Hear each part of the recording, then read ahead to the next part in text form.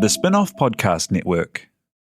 Are you making the most of your KiwiSaver investment? Generate is an award-winning KiwiSaver provider with a track record of strong long-term performance. Making a smart decision now could add tens of thousands of dollars by the time you reach retirement. Book a no-obligation chat with a Generate KiwiSaver advisor today at generatekiwisaver.co.nz/get-advice.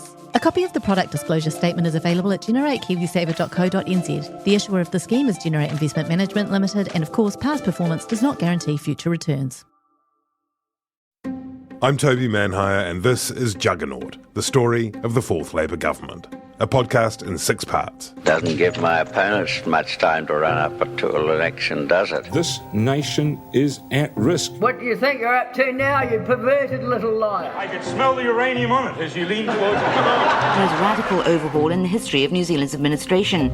Juggernaut, the story of the Fourth Labour Government, made with the support of New Zealand On Air. Listen now on the Spin-off or wherever you get your podcasts. Kia ora tātou, this is Toby Manhire with another episode of your friendly local politics podcast, Gone by Lunchtime. What you're about to hear is part of the Gone by Lunchtime Megapod, a 12-hour epic event recorded on September 20 at Spin-off HQ. Enjoy.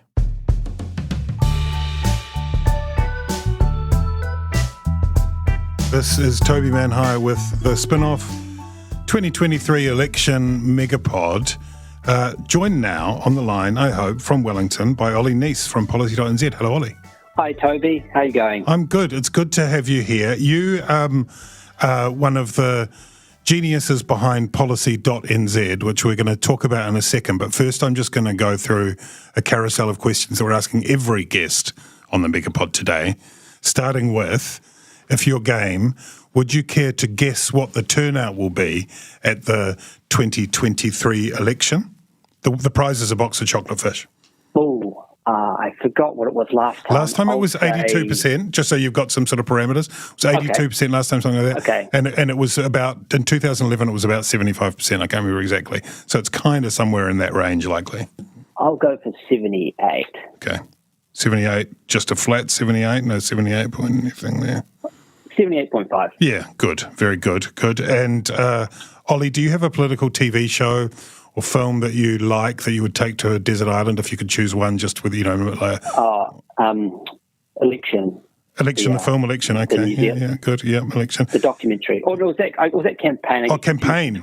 You mean the 1996 one? Do you mean the 1996 one? Or that's what I'm talking about. Okay. Yeah, the Tony Sartorius one. Yep, good shout. And finally, importantly, we're doing a robust scientific survey of the level of mojo across Aotearoa, inspired by Christopher Luxon's interest in mojo, or lack of mojo. Personally, Ollie, how is your mojo on a scale of 0 to 10? 0 being absolutely no mojo, and 10 being teeming with mojo. I'd put it at floundering, so probably a 3.5. 3.5 for Ollie on mojo. Okay, That's good to know. It's good to know. That'll perhaps change the questions I give to you too. I'm going to try and bring you up to a 5 by the end of the conversation, if it all works out well. Policy.nz, Ollie, is it like one of those tools, like one of those personality tools, where you answer a few questions and then it tells you who you're going to vote for? Not at all. So, there are a lot of tools out there like that, including in the voting space. But with Policy.nz, there's no secret algorithm under the hood. Really, all we do is we just do the hard work of reviewing all of the policy documents, the manifestos, the press releases, the speeches, and summarise it all into easy to understand summaries to help you and your communities decide who's best for you. So there's really no magic to it. It's just making this essential information easier for people to access. So it's boiling down information about policy and also candidates? That's right. So there's essentially 3 parts to the tool. There's the core of it is our policy summaries. So across, I think there's over 80 different topics. We've got summaries of all of the 8 largest parties' policies. And then you can browse by electorate. So you can put in your address, you can see what electorate you're in and who all the candidates are that are running. in that electorate, and then we've surveyed all of them to get a sense of what their motivations are and what the priorities are for your community. And then the third part of it is summaries of all the registered political parties, so all the parties that are contesting the election, and there you can see the full breakdowns of the party lists as well. And I guess one of the advantages of Policy.nz is that you can get, in a sense, an unvarnished version of what's on offer, because obviously when parties present it in press conferences and statements, they're going to put a particular gloss on it. It appears differently in debates, all those sorts of things. But that's not easy, is it? The task of trying to pass the material and then to stick it in kind of an abbreviated form that is also non-partisan, that is as far as possible objective.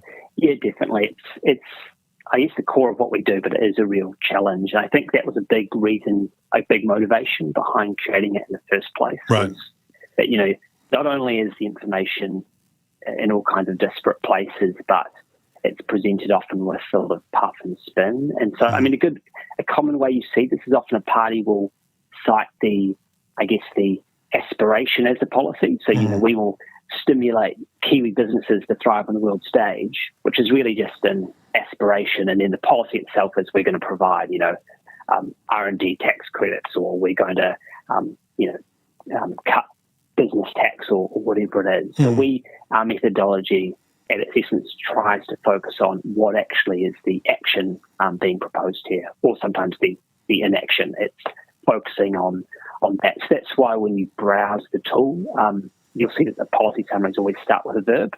So, increase funding to this agency, or cut funding to this, or change the law around that. How often does a political party or candidate come in and go, hang on a minute, that's not what we meant? Now and then, not as much as you might think. This election we've probably had comments from maybe 3 parties. Right. Sometimes, and there's been a few times where they've, rightly pointed out that we've, got something slightly wrong and we've revisited and made some changes. There's been other times where parties have got in touch and are just really trying to control the narrative, and we've stuck to our summary. And then there's also been times, not this election, but previously, when we've had a party actually change their policy after they realised that when it was presented clearly, it was incredibly unappealing. I love that. That's not our policy anymore. You got it right, but we don't like it. What are you up to now? Nobody likes it. This is your third general election for Policy.nz's third general election, yeah? Yeah, that's right. So we started in 2017 to 2020, and then have done 2 local elections along the way, with a detour to Belgium a few years ago as well. Wow! And what's the experience been? Where was the seed of it? Where did the idea come from? Yeah, the real origin is that for me and the people I started it with, so Ashra Manuel, Chris McIntyre and Rachel Reeves, we worked together on this youth election project in 2014. And as part of that, we thought, well, let's just, as an add-on, just create this table that summarises all the policies of all the parties. That should be easy enough to do. We'll get a friend from uni to do that in a day. Obviously, that was not at all possible, but I think it made us realise that it would be useful to have something like that. And I think, I personally thought, well, I would love to use something like that. So we set about, for the 2017 election, doing it. Back then, we actually started a year before reviewing press releases, and it was an incredibly stupid way to do it. We did it all ourselves in big, long Google documents, and then manually copied and pasted every policy onto the website. It was an incredibly stupid way of doing it, but for some reason we did it, and now it's got a life of its own, which has been great to see. And how many people are using it? How widespread is Policy.nz in its reach?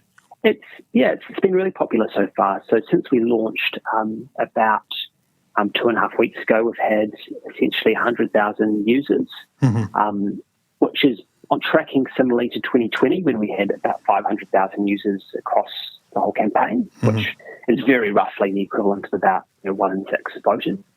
So it's been really popular, and a lot of people are coming to it directly. They're aware of it.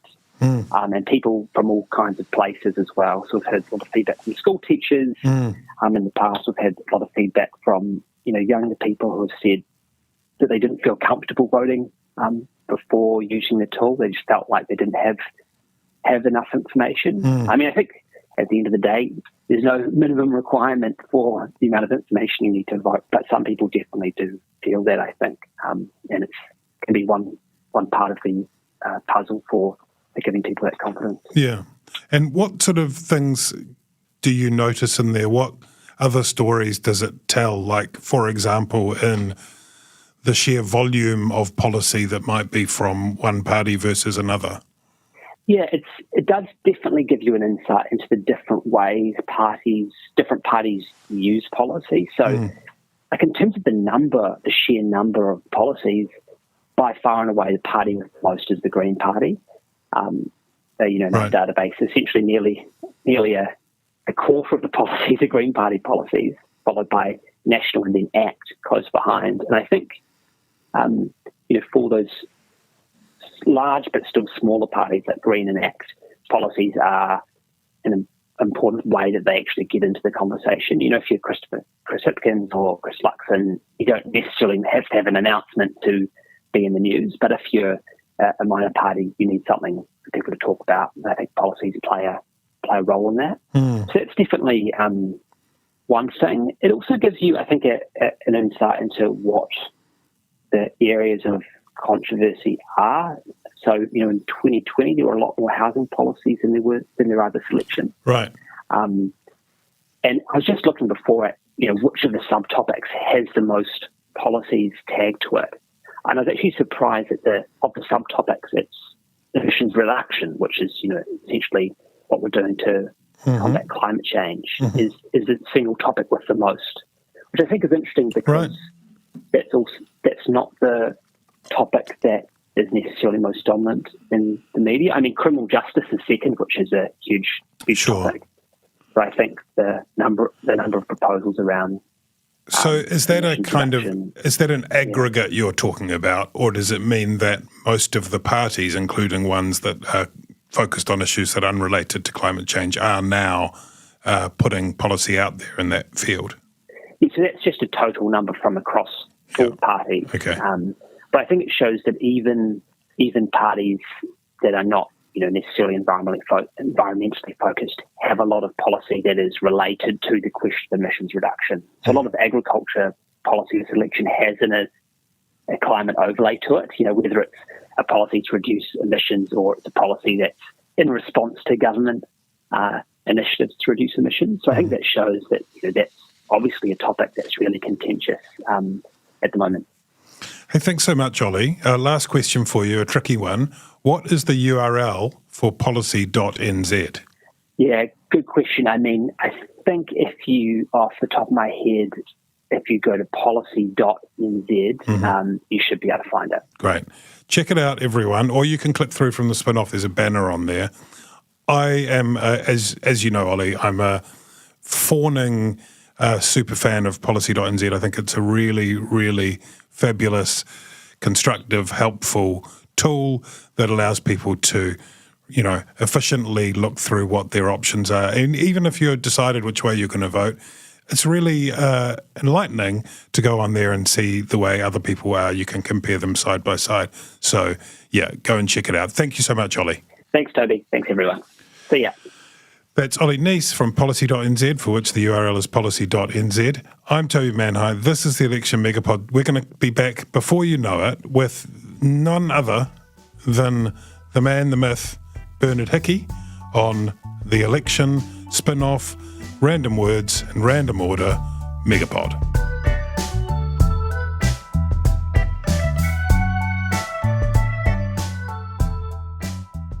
Thanks for listening. There's plenty more where this came from on your Gone By Lunchtime feed. Thanks to Jane, Te Aihe and Samuel and the rest of the team at the spin-off for making the Megapod happen. Do you find it hard staying optimistic with all the financial news in the media? I'm Bernard Hickey, and on my podcast, When the Facts Change, I'm here to help you navigate the ever-changing landscape of economics in Aotearoa. So join the conversation every Friday on When the Facts Change, brought to you by the Spin-Off Podcast Network in partnership with KiwiBet. Kia ora e te iwi, Te Aihe Butler here, podcast manager at The Spin-Off. If you enjoy listening to our podcasts, consider supporting our mahi by signing up to become a Spin-Off member at thespinoff.co.nz/donate. The Spin-Off Podcast Network.